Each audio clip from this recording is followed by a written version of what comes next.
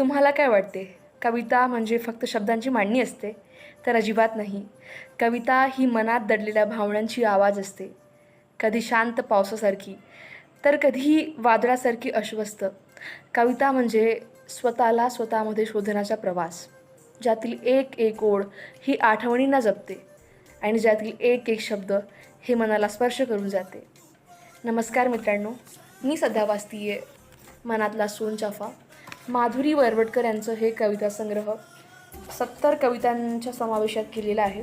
त्यातील एक कविता आपण नक्की वाचूया. कविता म्हणजे तर भावनांचा जेव्हा पूर येतो, दुथडी भरून ओसंडून वाहतो. भावनांना जिथे किनारा मिळते, तीच ती कविता असते. कवी मनाचा आरसा पाहून, रसिक नजरेचा ठाव घेऊन, शब्दवेडी लेखणी जे शब्द मांडते, तीच ती कविता असते. त्यात शब्द माझेच असतात, भावनाही माझ्याच वाटतात, पण प्रत्येक मनाला स्पर्श मनाला होतो, तीच ती कविता असते.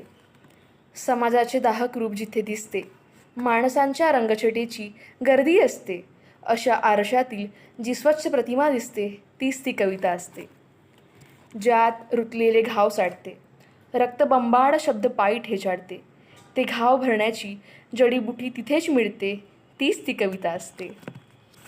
तर म्हणूनच म्हणतात की कविता ही प्रत्येक कवीची आत्मा असते आणि कविमन हा वाऱ्यापेक्षा पण हलका असतो, कुठेही उडून जाऊ शकतो.